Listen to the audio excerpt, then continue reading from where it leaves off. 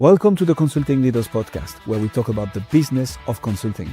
Whether you're looking to grow your practice or learn from the stories of leaders in consulting, you're in the right place. I'm your host, Guillaume Jouvencel, ex-PwC and co-founder of GHA Marketing. Join me as I interview the best consultants in their niche. Let's get on with the show.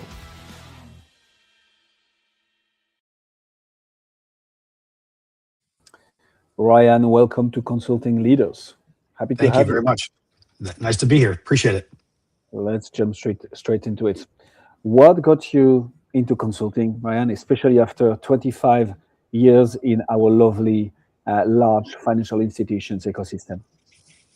I think the 25 years of large corporate got me into it, to be honest with you. Now, I worked with a lot of consultants during my time at a very large kind of super regional bank.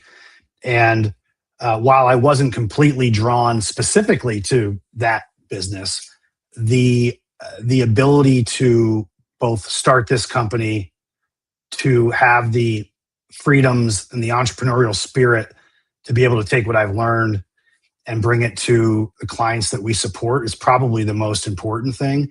But to be very frank with you, I think when you've been anywhere for 25 years and in an environment that is always evolving, you always want to continue to challenge yourself. And so that's ultimately what led to Fractional and me taking this on. So what specifically problem do you solve now? Like what is it that you're helping people achieve in that new phase of your career? Yeah. Well, we really focus in on the startup business in the FinTech and digital asset or crypto space, along with any sort of sponsor banks that are helping FinTechs come to light. And also we dabble in the private equity side too, whether it be with portfolio companies that need risk assessments or support around their anti-money laundering efforts. We can support that. But primarily what we bring to bear is the ability to have top tier compliance advice, leadership, embedded leadership, as I call it, at a fraction of the cost. So, that's the most important thing. It's particularly when you think about startups, whether they're a seed round company or pre-seed or they're bootstrapped or what have you, baseline, foundationally, they need compliance support. And they aren't in a position to go hire it full time, certainly, but they need experienced people to do it. So we've been able to really fill that niche. We've been able to really help support their growth. And if you get creative with how you structure those things, you can create really valuable and long-term relationships as they continue to grow, as they do a seed round or a Series A round or Series B round. And so if you can get in on the ground floor and offer them that benefit, it's usually mutually beneficial. Who is it that you help specifically with all this? Like, do you have a specific industry, niche, company size? Who do you work with? So the FinTech companies really, out of Silicon Valley, if you will, New York City. But we're global. We've got clients all over the UK. We've got clients in Canada. We've got clients here in North America, in the US, Latin America. So I guess the best way to think about it is, this is somewhat of a stretch example, but to give you an example, PayPal, when they started many, many, many years ago, they were kind of the frontier of the FinTech space. And while they may have been funded really well in order to kind of grow what they did, that's an example. So you've got entrepreneurs that have sprung up over the last decade or more in this FinTech environment. And now specifically on the crypto digital asset side, we were kind of ahead of the curve on that. Stable coins are now what everybody talks about. Crypto is becoming more mainstream. There are compliance considerations and risk considerations that those specific companies need to button up and make sure they've got locked down for the investor community to invest in them. But also, too, they need what you call the on-ramp and off-ramp of fiat currencies or currency in general. And the only way you do that is you work with a bank. Well, those banks are also expecting that these companies like FinTech and crypto companies have what it takes in order to have a really sound compliance program that don't let bad actors onto their platform and don't bring risk to both the bank partner as well as to the FinTech or crypto company. And size-wise, really, it can be anything. We talk to countless clients every week who maybe raised $200,000. They don't have a ton of money, but they've got a great idea. Hey, I need some policies done. I need some help with working with a potential bank partner. So all the way up to and including companies that just raised $100 million or $60 million. So we really run the gamut across the entire spectrum. So I love what's coming because everybody wants a piece of the companies that just raised money. Normal, they just raised money, and the VCs, the private equities, the investment bankers, whoever injected that money will want to return on investment fast, so they need to spend it in order to grow. Yep. At the same time, we talk to the $200,000. I guess that's the love money stage, up to the probably Series B, C, $100 million fundraising.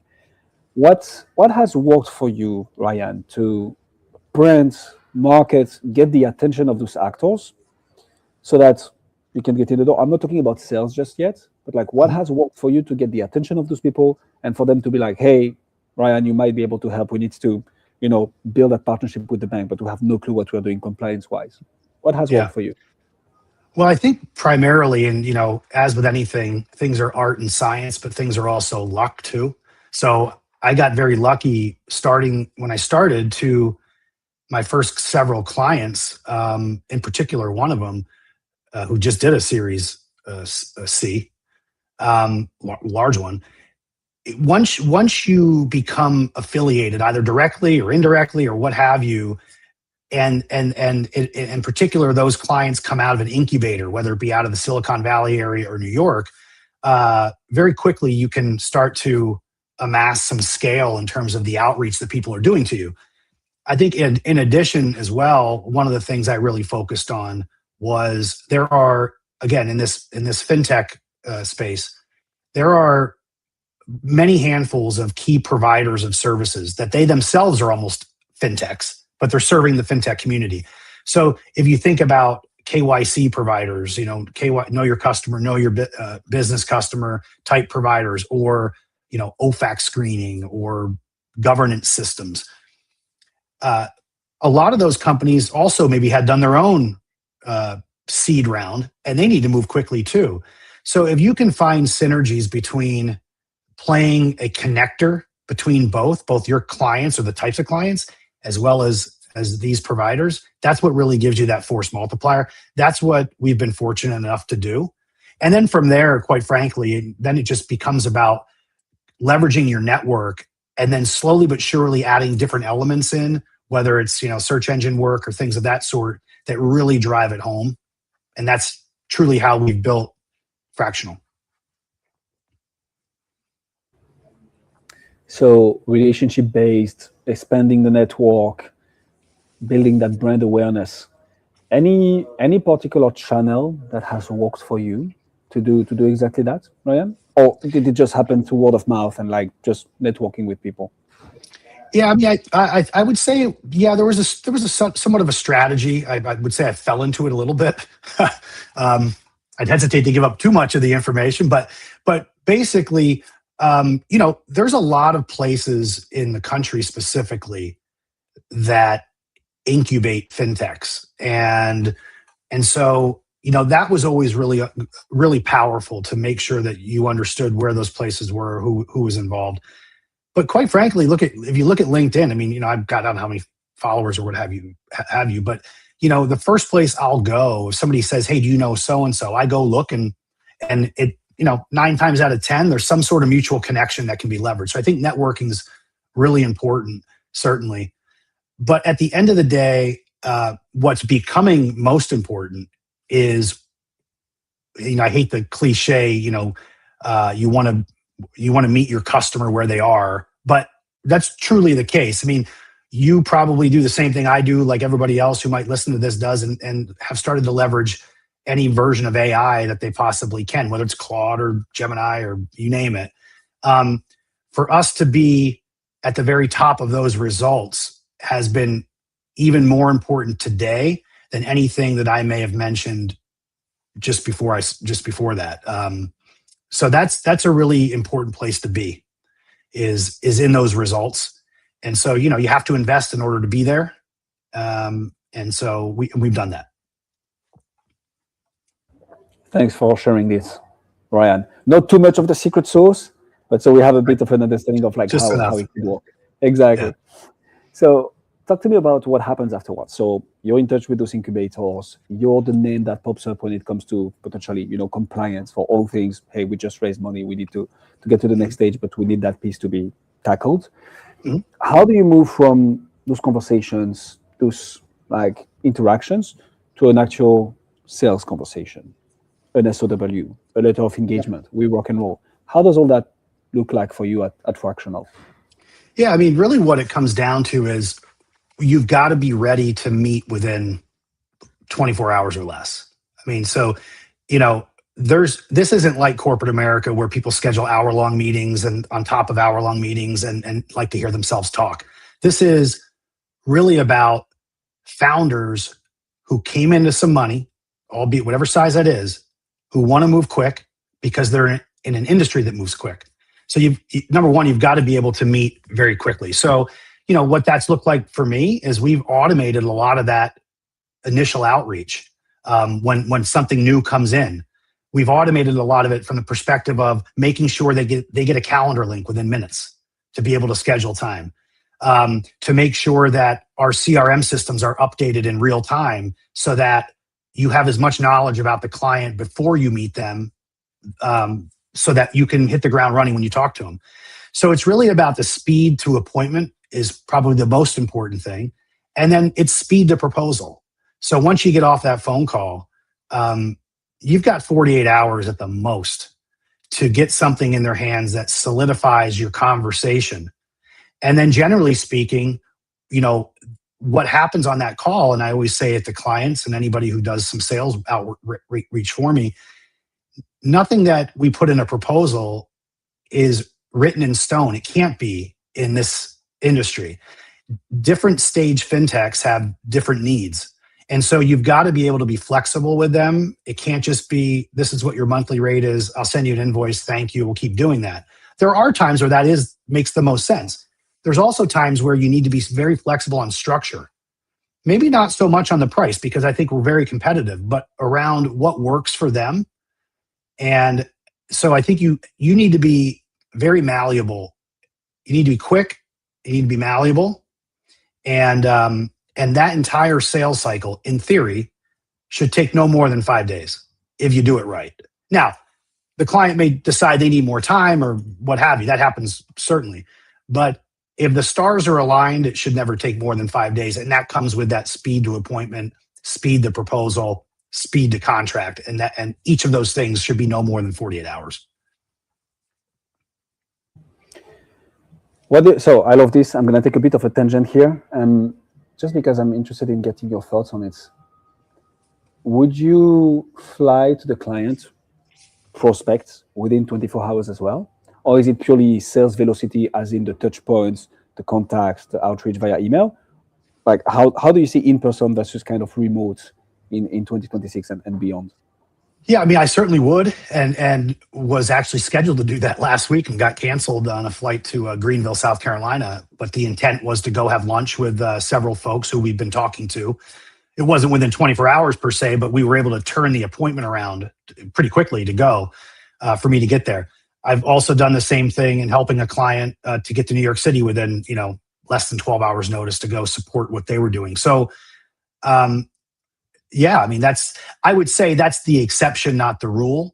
Most folks that we're talking to, most clients that we have or have had, it's very much, it's obviously just like this. It's through video, but I always give them my personal cell phone number when that conversation progresses. And I tell them, I'm available anytime. You can text me, you can call me, because sometimes having to schedule a meeting and get back on a video just to answer a couple simple questions isn't what they're looking for. So I will always give them my personal cell phone number, have them call me or text me anytime, whether it be on the weekday or weekend. And again, it goes back to this idea of how quickly you can get to having the right conversations is the most important thing. Amen to that. Talk to me about retention. So you come in, you help them with whatever compliance issue or like challenge they are facing right now, and then what? Like, how do you keep relationships going? How do you identify the next problem, that's solving the ones you're helping on right now is going to generate? And like, how do you basically optimize the lifetime value of a customer at Fractional, if at all? How do you do that? Yeah, I mean, the good news is, we're kind of in one of those industries. It's kind of like if you owned a mortuary, right? People are always going to die, unfortunately. Um, People are always going to need compliance. So really, if you lose it, unless you're doing a one-time engagement. So let's say they have a chief compliance officer already, but they need to have an independent AML audit completed, right? That's something where it's an annual requirement. And if you do a good job in the prior year, you should always be able to do that work for them. If you're a fractional CCO or BSA officer, they need that forever and always. So if you do a good job, then that should be the case. The points at which you give up those clients is when they move to a full-time person.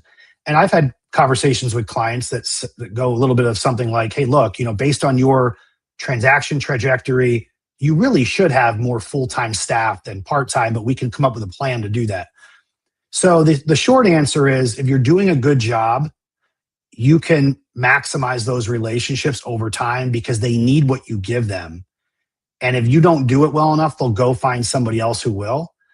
And but really, the only time that you would lose that relationship is either A, if you screwed up, or B, if they decide to go full time.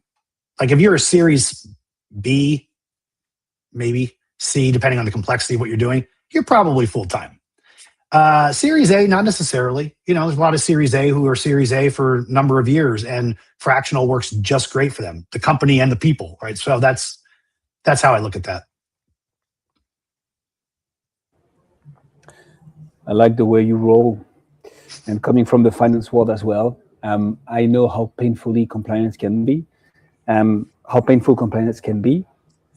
but having a right and a good compliance officer who understands the commercial aspects of anything involved in transactions, especially in the financial institutions, but who will also, act as the custodian of like risk when it comes to literally law, but anything else, AML, money laundering, finance of terrorism, and so on. It's so valuable, and I think that the function attracts. That's me speaking personally right now. I'm curious to get your thoughts on this, Ryan.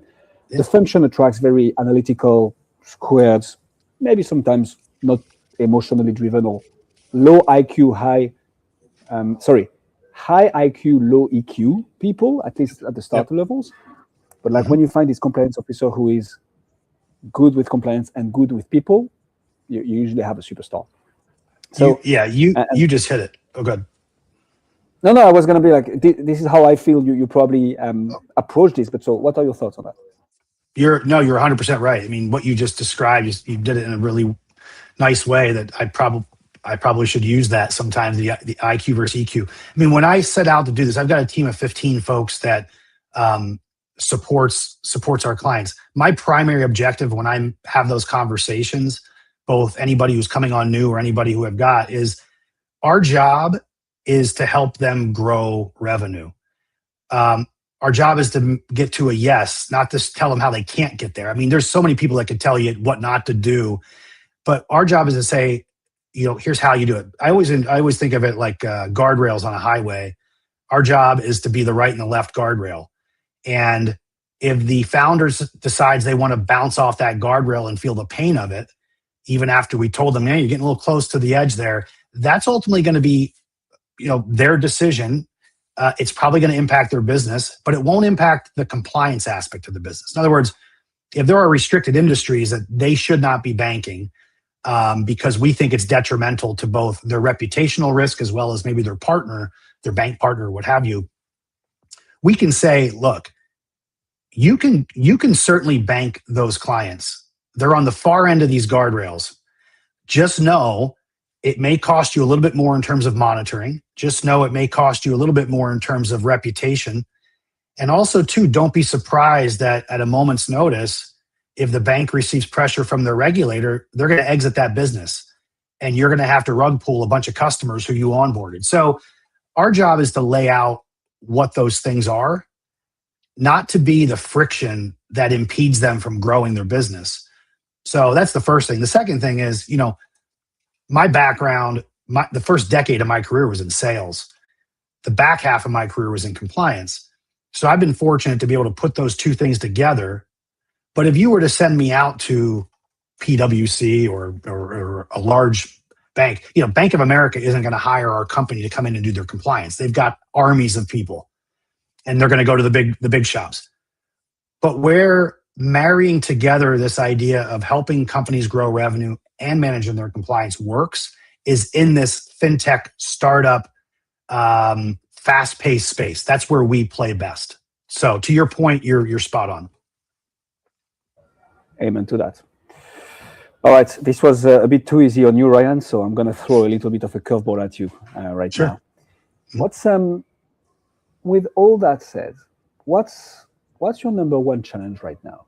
What's one nut that you're trying to crack that once you crack, you're going to take the whole thing to the next level? What would that be for you?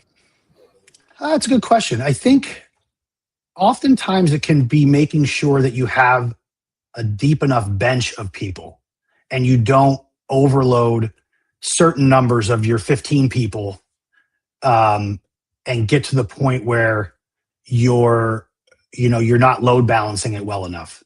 So that's a challenge. It's manageable, but that's certainly something. And that's why you always got to have your eyes and ears open for additional talent that can help support what it is you're doing. I think secondly, it would probably be making sure that, and this sounds a little bit tactical, but I dealt with it in real time and fortunately was able to solve it, but is continually automating all the back end stuff that isn't driving new clients to your doorstep. So if I'm spending time doing things that are very ancillary and not value driven, that's not a good thing. So we talked about AI earlier. I know it's an overused term, but the reality of it is that there's a lot that can be done there that improves your sales cycle, improves how you interact with a client. And I'm not even talking about using it from the perspective of understanding compliance strategies with the client. We should know that as professionals in what we do. But it's about everything that leads up to that point and making sure that you're not wasting valuable calories on things that aren't going to help you or the client. And the pace at which that stuff is changing is daily, and there's new capabilities, and just being able to leverage those capabilities to make your life easier, I think, is both a challenge and a challenge and something that we've been able to do. I like that. Not that this is your challenge, but more like this is a challenge that makes sense, and I think this is something that obviously lots of consulting and fractional CXOs and B2B coaching firms are facing as a challenge. Yeah. On the other side of the coin, what would you say is, a big opportunity that you see in your business in the next 3 to 6 months? I'm particularly interested in hearing your thoughts, because I feel compliance is one of those things that could be easily automated with AI. At least that from the understanding I have of it. But of course, with compliance, there's going to be a question of ownership and responsibility. Yep. And I guess if you can 100% say, oh, it's not us, it's AI, it's machines, then who bears the responsibility? So, I mean, that's one of the opportunities that I see, and whatever. What are your thoughts on this?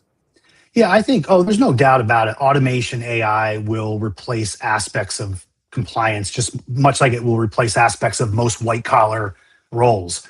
The way I think about it is that it's going to be, I'm a big supporter of it. It's going to be great until it's not great one day. Meaning, I think I read an article this morning or yesterday that some new version of Claude or something wiped out an entire productivity database from a company, and probably not good. The same could be true on the compliance side. I mean, the more you automate things, you're always going to have a seasoned set of eyes, make sure that what the output is correct.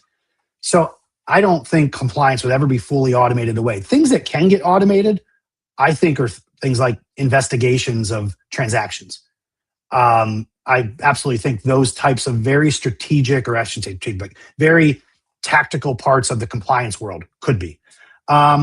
Refining policies and procedures to meet state regulations probably could be done to some degree using AI.